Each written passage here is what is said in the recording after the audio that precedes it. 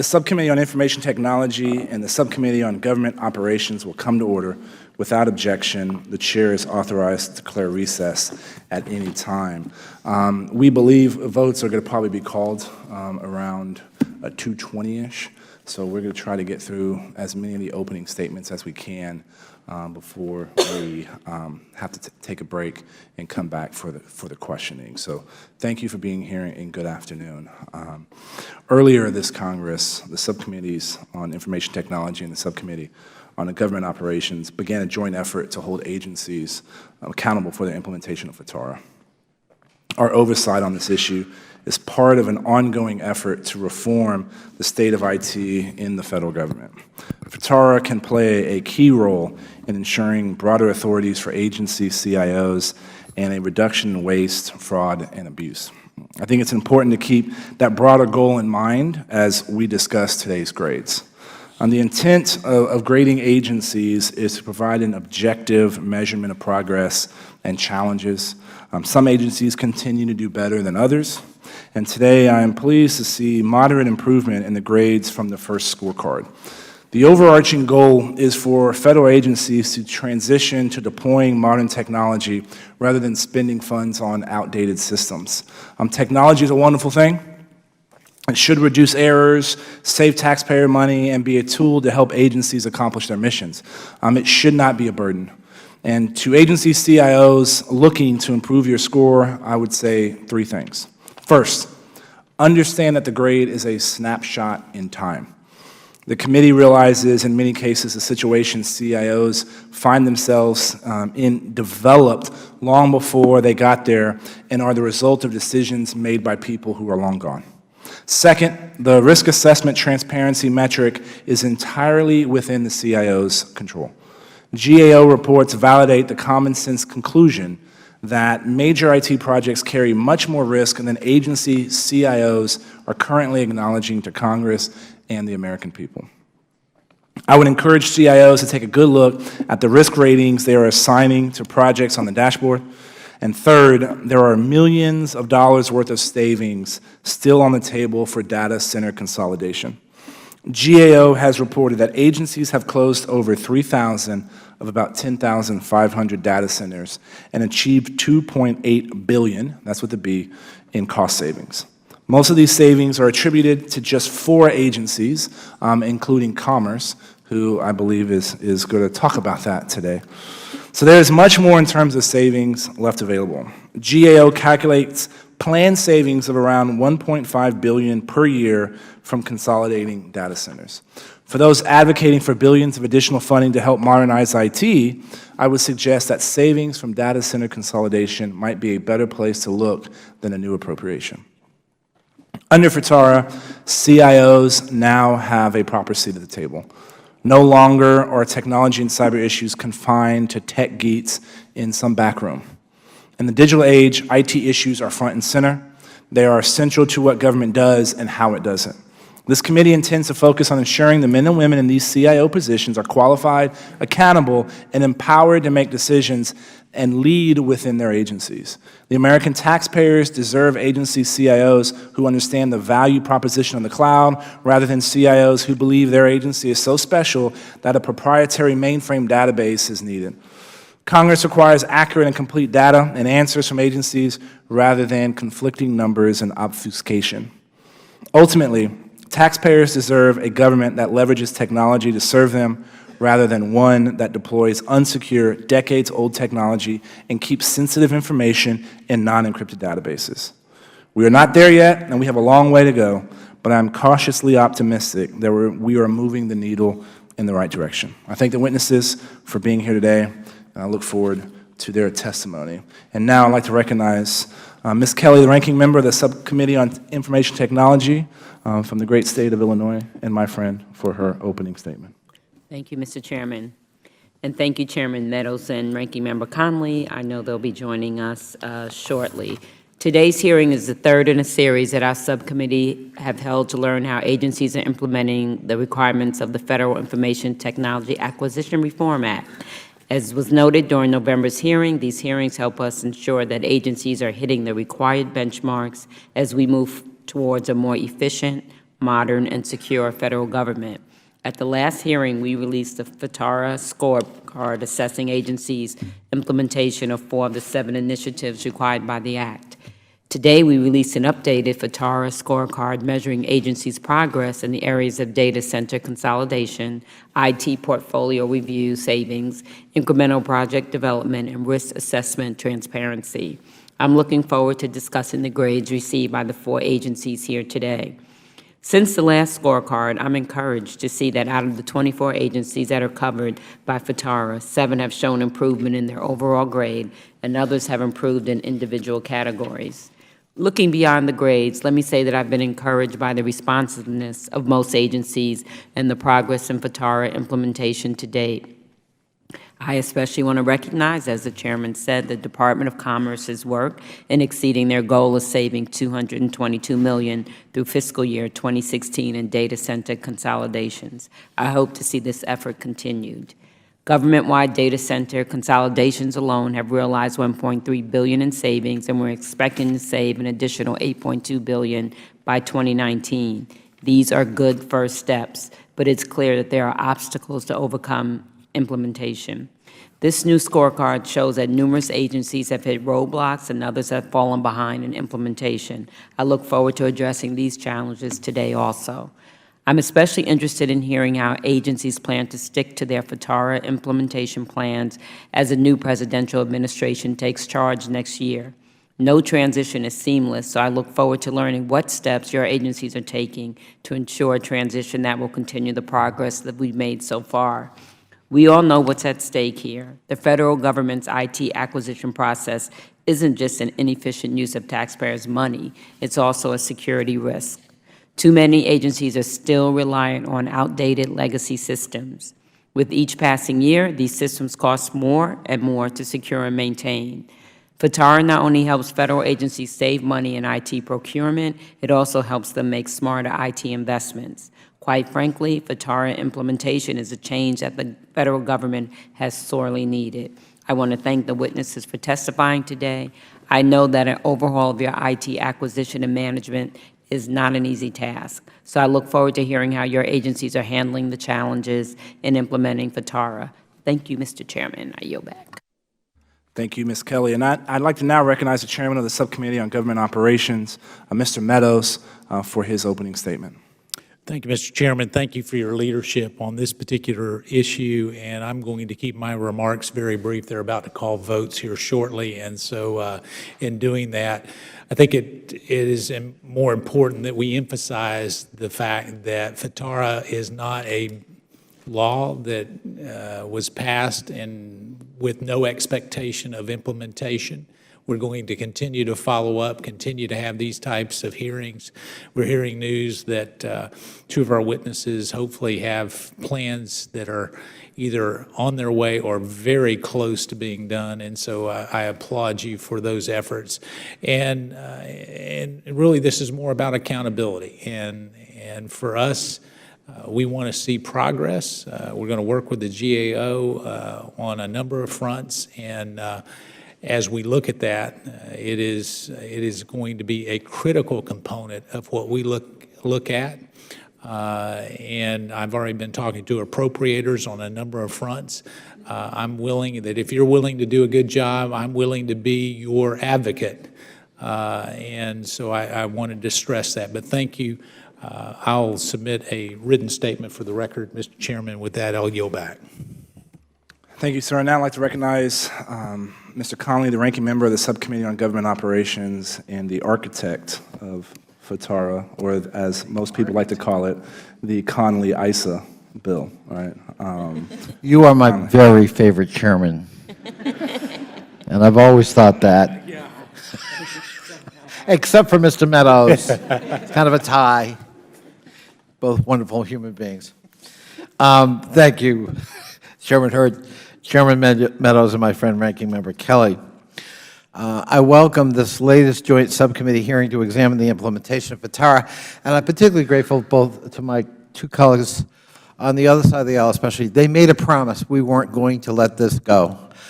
Unlike Klinger-Cohen, we were going to stick with this, and we were going to provide oversight, and they have kept their word.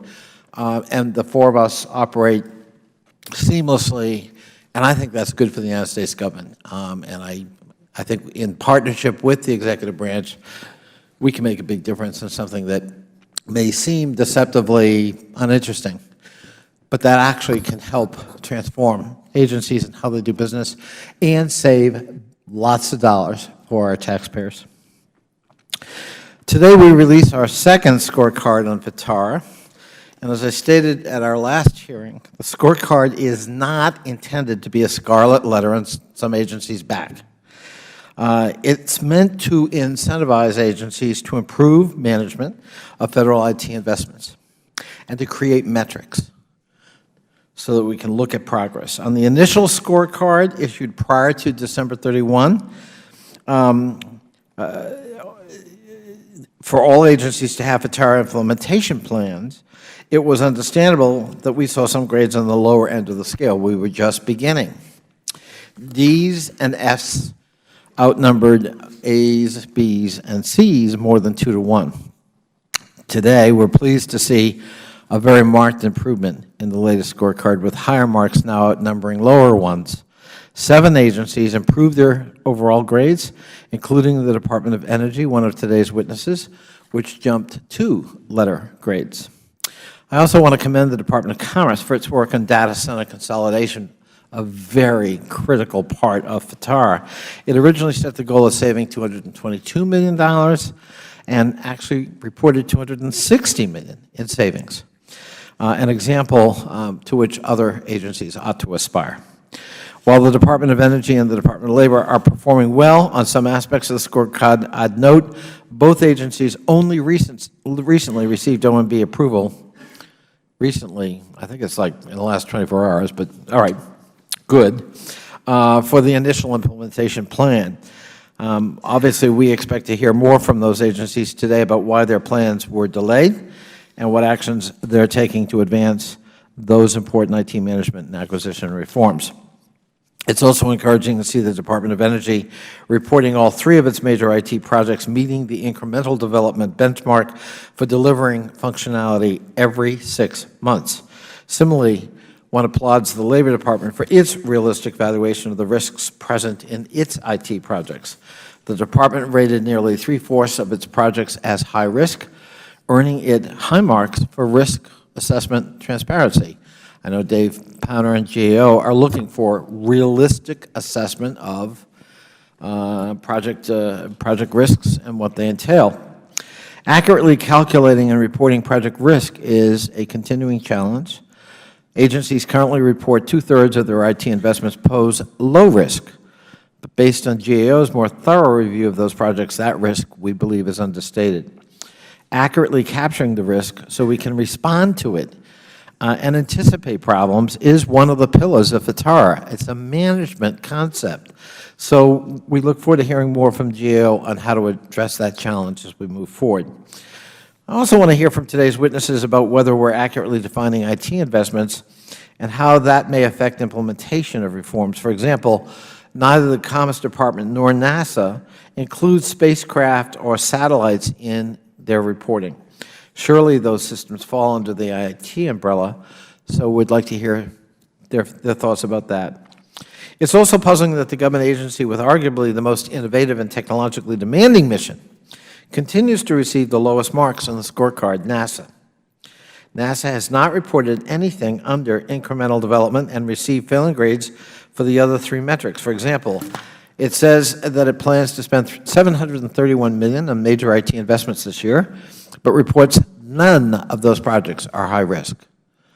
That stretches credulity, and we want to talk about that today. Mr. Chairman, before closing, let me share an example of one agency doing the right thing, though it might not have been reflected in its initial grades. As my colleagues will recall, the Department of Transportation scored at the lower end in certain areas, but CIO Rich McKinney actually demonstrated that he gets what we're trying to do when he put a freeze on IT acquisitions for 90 days at the end of last year because he discovered component agency CIOs did not have a good handle on what their agencies were spending. We want more CIOs exercising that kind of new authority under FITARA. Today's hearing is just the latest in what we all hope will be an ongoing series as we continue to push agencies to adopt these reforms. And again, I thank my three colleagues for their willingness to collaborate as one to try to make the government function better and to save money for our hardworking taxpayers. Thank you very much. Thank you, Mr. Connolly. I'd like to hold the record open for 5 legislative days for any members who would like to submit a written statement. And we will now recognize our panel of witnesses. I'm pleased to welcome Mr. Stephen Cooper, Chief Information Officer at the U.S. Department of Commerce, Ms. Dawn Leaf, CIO at the U.S. Department of Labor, Mr. Michael Johnson, CIO at the U.S. Department of Energy, Ms. Renee Wynn, Chief Information Officer at NASA, and Mr. David Powner, Director of IT Management Issues at the U.S. Government Accountability Office. Always a pleasure to have you here, David. Welcome to you all, and pursuant to committee rules, all witnesses will be sworn in before they testify, so please rise and raise your right hands. Do you solemnly swear or affirm that the testimony you are about to give will be the truth, the whole truth, and nothing but the truth? Thank you. Please be seated. Let the record reflect that the witnesses answered in the affirmative. In order to allow time for discussion, we would appreciate if you would limit your testimony to 5 minutes.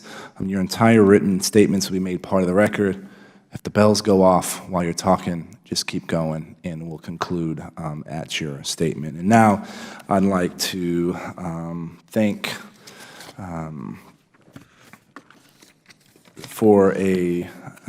Mr. Cooper at Department of Commerce. B+. B. You got a B, highest grade that we gave. Mr. Cooper, you get to kick us off today with starting with your 5 minutes. Thank you very much. Chairman Hurd, Ranking Member Kelly, Chairman Meadows, Ranking Member Connolly, and members of the subcommittees. Thank you for the opportunity to appear before you today to discuss Commerce's work on the implementation of the Federal Information Technology Acquisition Reform Act. And thank you for your resolute bipartisan efforts to ensure that this critical law is implemented successfully. To begin, I believe FTARA is one of the strongest and most helpful pieces of legislation to improve CIO involvement with the decision processes and policies related to managing information technology resources and increased government efficiency and effectiveness. I am committed to its success. Secretary Pritzker and Deputy Secretary Andrews strongly support FTARA and have made FTARA one of their and my key priorities. They have made it clear to DOC's executive leadership that FTARA is the responsibility not only of the CIO, but all their senior staff. Since October 2015, the Department's FTARA team, representing my office and the Department's budget, acquisition, personnel, and legal offices, has been meeting weekly to ensure the full implementation of our FTARA plan and FTARA across the Department of Commerce.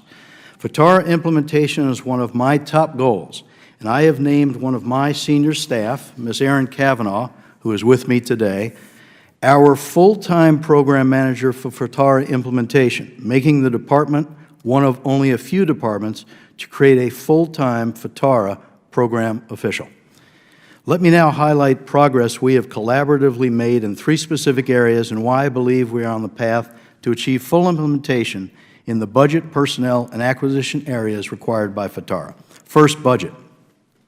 My office is working closely with the Department's Office of Budget to ensure that I am fully engaged in the budget formulation and review process to enable me to review and approve the overall DOC IT budget. Leveraging FTARA has allowed me as the DOC CIO to have full visibility into each Bureau's IT budget, which enhances my understanding of our full ask and spend and helps me identify opportunities for strategic and operational collaboration across all 12 of our bureaus in areas like cybersecurity, enterprise licensing agreements, cost savings, and contract consolidation. I am particularly pleased that the NOAA and Census CIOs and their budget offices have worked closely with my office and the DOC Budget Office to introduce greater involvement in budget formulation and visibility. Second, acquisition. Our Office of Acquisition Management has revised the Commerce Acquisition Manual so that the CIO now participates in the review and approval of all acquisitions above $10 million, whether or not a program was initially determined to be IT. This is a significant change. Previous acquisition policy only required my office participation on acquisition over $75 million. Third, personnel. Our Chief Human Capital Officer and I drafted and reviewed and signed a new department bulletin which gives me direct involvement in the selection responsibility over all SES IT and all CIO-titled positions across the department. That said, our IT workforce planning is not complete, but I expect to see considerable progress in the next 6 months in addressing the hiring and retention of critical IT resources for cyber and IT risk management, data analytics, agile development, and web services. Another notable goal of FITARA and of every CIO is cost savings in the IT environment. While my particular driver is not cost savings per se, I fully expect implementing FITARA will help me drive the unit cost of every IT service we deliver down. This will result from opportunities identified through greater oversight, visibility, and collaboration across IT acquisition and budget formulation. In closing, for our DOC FITARA implementation to fully succeed, we need more than just law or policy. We need to institutionalize best IT practices and processes across the department. My staff is working with their counterparts in each Bureau CIO office and in our HR, finance, and acquisition offices to improve visibility and participation in all IT budget and acquisition processes. I expect to have initial process improvements and reviews in place by the end of this fiscal year and to operate more efficiently in the future. I thank the subcommittees for holding this hearing and for your commitment to ensuring successful implementation of FITARA. I would be pleased to answer any questions you may have. Thank you, Mr. Cooper. Now I'd like to recognize Ms. Dawn Leaf, CIO at Department of Labor, who were graded as a C, which is one step better than you were the last time we issued these grades. So, Ms. Leaf, over to you for 5 minutes. So, Chairman Hurd, Ranking Member Kelly, Chairman Meadows, Ranking Member Connolly, and members of the subcommittees.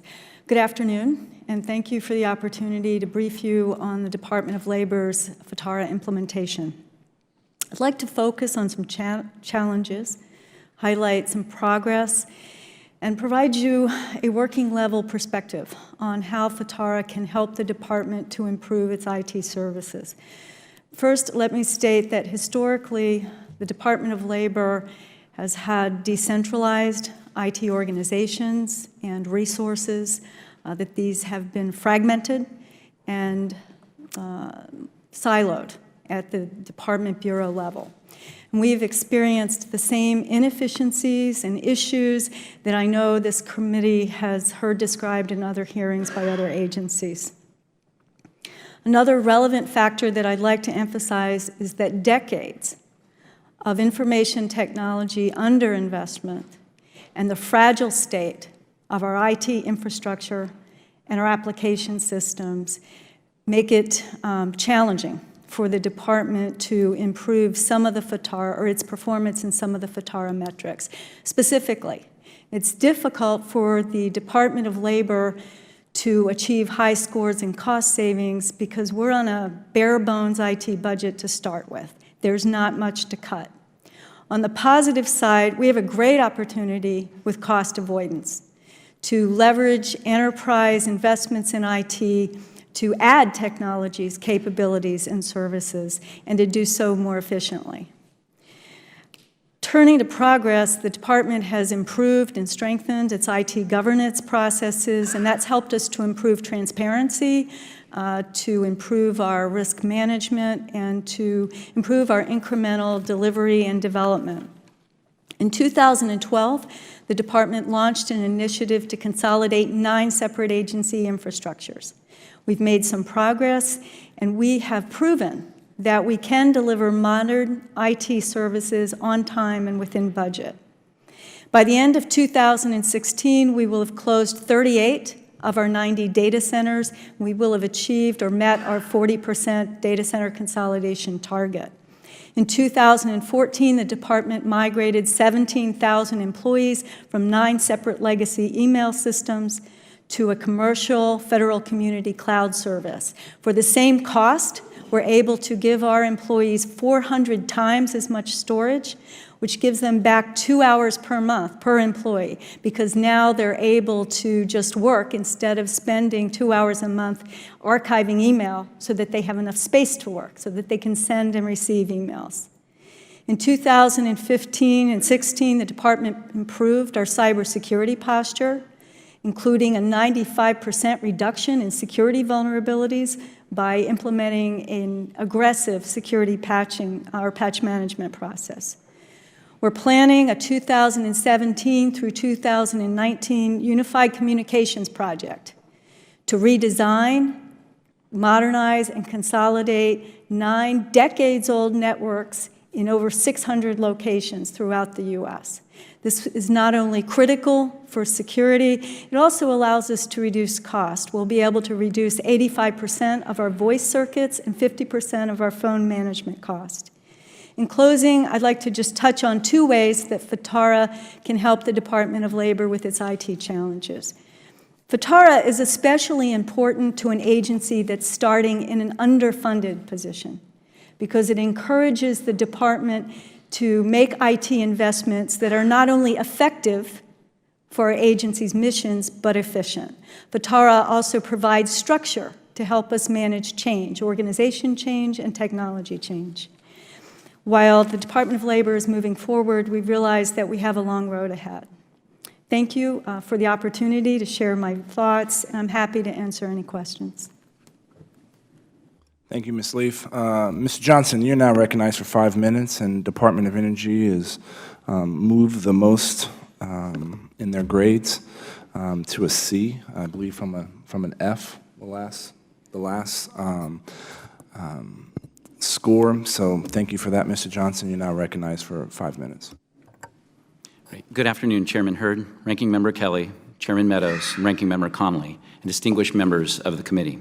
On behalf of the Department of Energy, I appreciate the opportunity to appear before you to discuss the Department's implementation of the Federal Information Technology Acquisition Reform Act. The Department has been working closely with OMB to implement FITARA and cyber best practices across the complex ecosystem that is the Department of Energy as we meet our diverse mission. We are pleased that the committee's just released May 2016 FITARA Implementation Scorecard 2.0 acknowledges that the Department is making progress.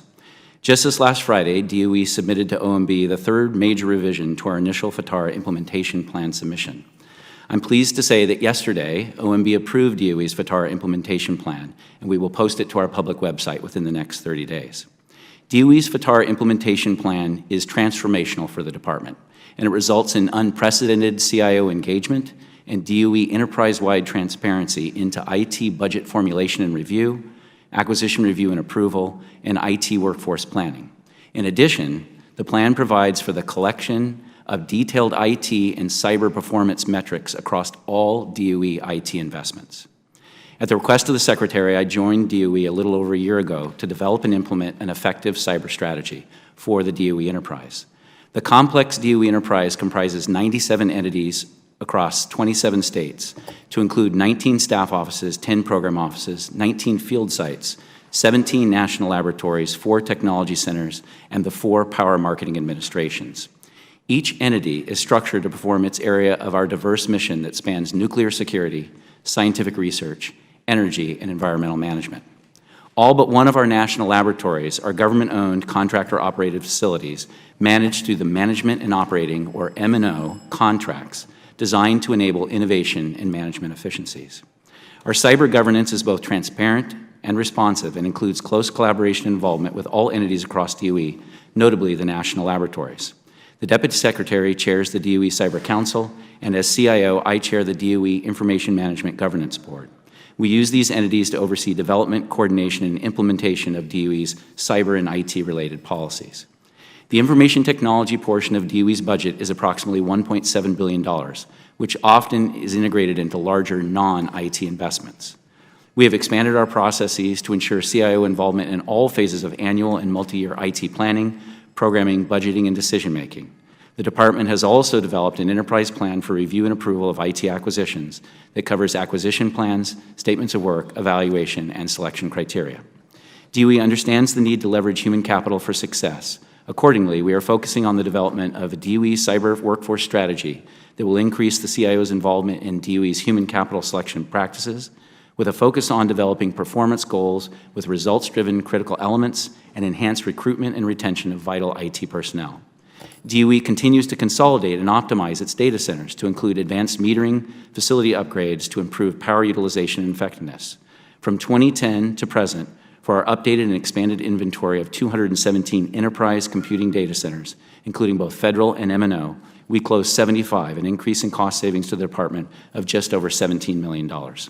We've developed a unified DOE cyber strategy and implementation plan that consolidates and prioritizes the excellent cyber and enterprise information resources management initiatives ongoing at the DOE into 5 key areas: information resources management best practice to improve reliability and enhance efficiencies, modernization to quickly move from legacy to transformative solutions, strengthen cybersecurity fundamentals to reduce risk and enhance defense in-depth capabilities, seamless integration of operations and cyber defense to combine situational awareness of threat, operational status, and enterprise-wide real-time indicator sharing, and cyber research and development intended to out-innovate our adversaries and stay ahead of advanced persistent threats. In conclusion, DOE is actively engaged in FTARA implementation and related transformational reforms, and which will result in significant insights into and enhanced oversight of DOE information and IT. Through a department-wide collaborative and inclusive process, we have made major strides toward the goal, although further work is needed. I thank the subcommittees for their commitment to ensuring successful implementation of FTARA.